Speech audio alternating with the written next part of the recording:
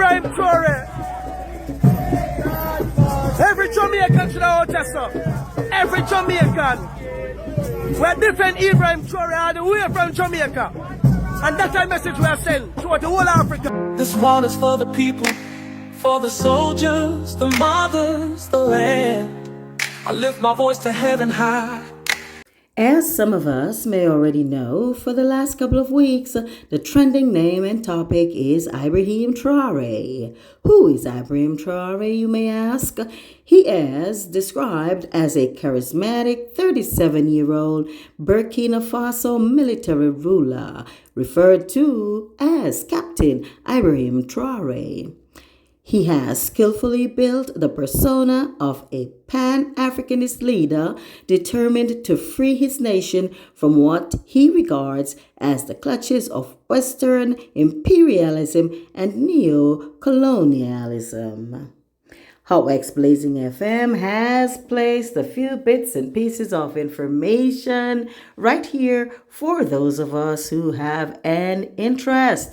Some of the clips you will be listening to will be that of the voice of Captain Ibrahim Traore. You will also hear Jamaicans who are supporting the movement for all African nations to unite as Ibrahim Traore is urging the nations.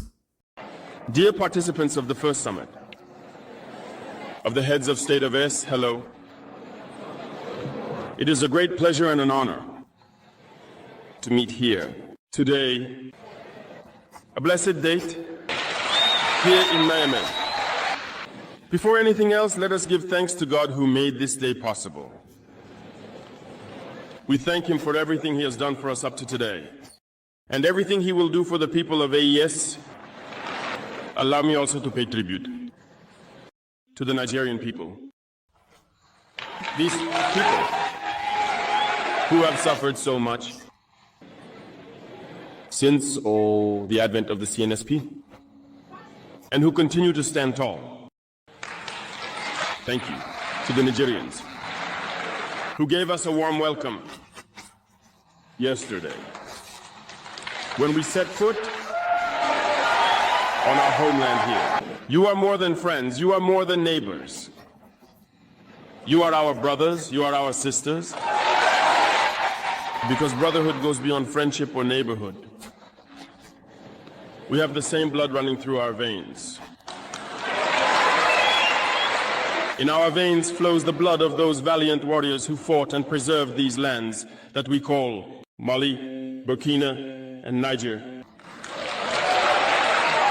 In our veins flows the blood of those valiant warriors who helped the entire world rid itself of Nazism and many other scourges.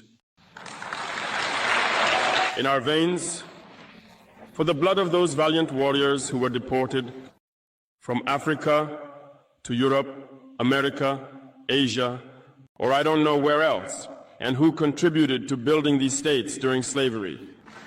In our veins, for the blood of dignified men, robust men, men beginnings. And for that, let us be proud. And be thanked for being nationals of the ASA. Africa, this continent that has suffered so much and continues to suffer because of the imperialists. These imperialists have only one cliché in mind. Africa is the empire of slaves.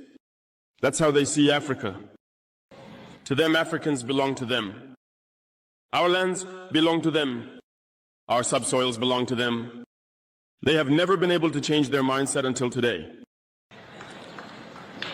Deplorable. But how do they proceed? Unfortunately, it has been since the 1960s when these sham independences were given to Africa. They have merely placed local lackeys at the head, according to them, of their sub-prefecture to be able to continue supplying them. These local lackeys whom we would call today salon slaves. In other contexts, it's about trying to live like the master, to satisfy the master, and to do everything the master dictates to them. They steal, they plunder our states, bring everything to the master, and their wealth is kept with the master. They do everything to live like the master and always satisfy him. When the master commands, they execute. Do you know who these Salon slaves are? Well, we are going to explain what that is. They are individuals who have no dignity, who have no morals, who have no personality. But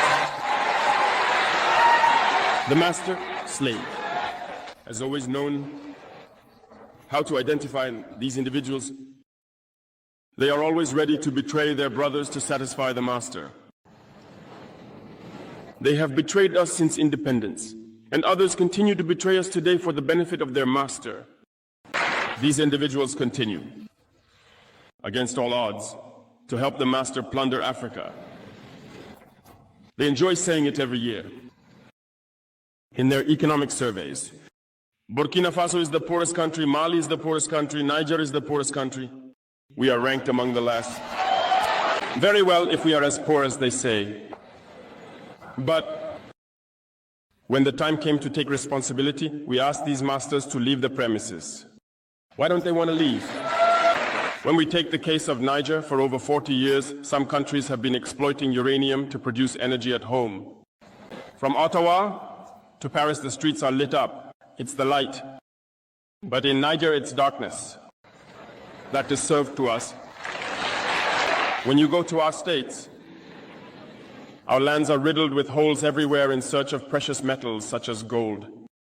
But often there isn't even the slightest accessible road to reach the areas where they are exploiting gold, let alone some basic social services.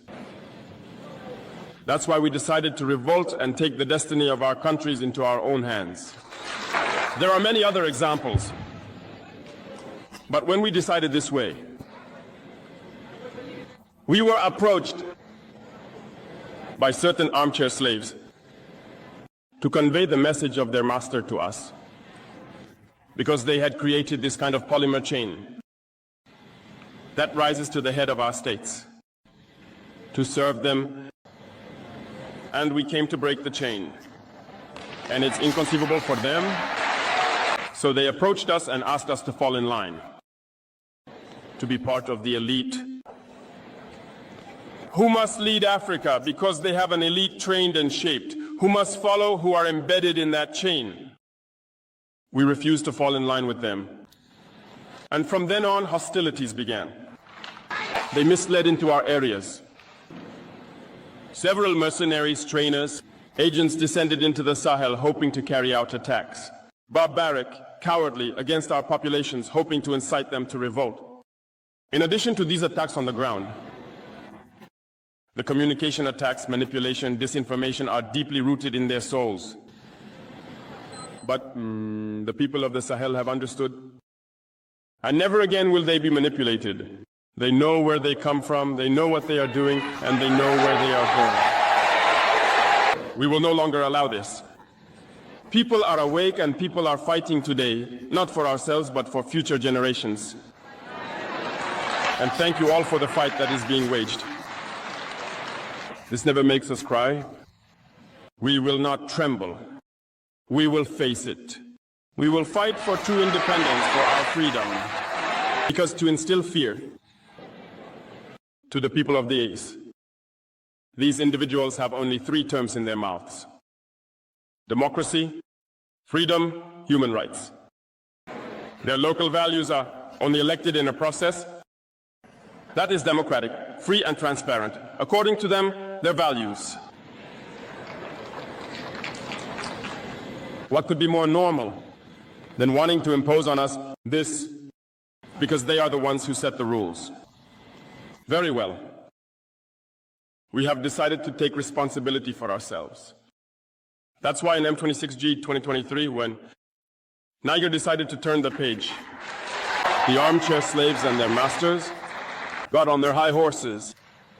They put their local lackeys forward and decided to wage a war against the Nigerian people. So we said, anyone who dares to attack Niger,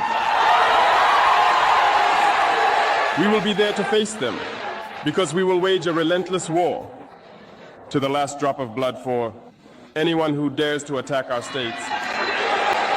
This statement, this decision we made yesterday is relevant today and will be relevant tomorrow and forever. The AES was born on September 16, 2023, within a mutual defense architecture, but we deemed it necessary to extend and expand the AES architecture.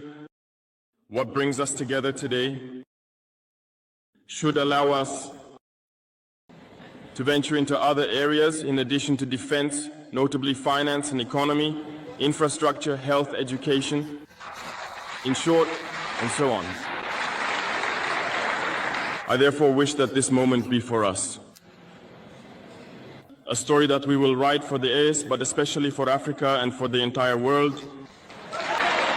May God enlighten each and every one of us. May God inspire us in these tasks entrusted to us. And above all, that when we carry out all our work, we keep in mind one thing, the supreme interest of our populations. On this note, we pray once again, good Lord, that He accompanies us all in our various tasks, that He protects our fighters, who, thanks to them, allow us to sit here and discuss the future of our states. So thank you once again, people of Niger. Be united. And in solidarity, people of the AES, the homeland or death.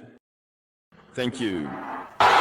It is said that Ibrahim Traore has captured hearts and minds around the world to the point that incarcerated R&B singer R. Kelly has made a song specifically for Ibrahim Traore. I will include a few seconds of it, and you can always research it online as well as more from the speech of Ibrahim Traore. Let no evil take control. God, please protect his soul.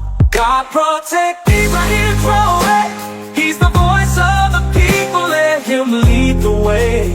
Shield him from the storm, from the enemy's blow. God protect Burkina Faso. Let the children laugh, let the rivers flow. Bless every village, every soul you know. From the north to the south, let your mercy grow. God protect Ibrahim Traore. Protect. All right, so now we leave you with a little clip from the Jamaicans. Don't forget to keep your radios locked to Hot Wax Blazing FM. Ibrahim Traore. Every Jamaican should have out so. Every Jamaican. We defend Ibrahim Traore all the way from Jamaica. And that's a message we are sending to the whole Africa. To Jamaica, yeah. Representation. Every Rasta there, a Rasta for run the country, and them real, and our fake Babylon people in our system will never come out. A criminal. Oh, one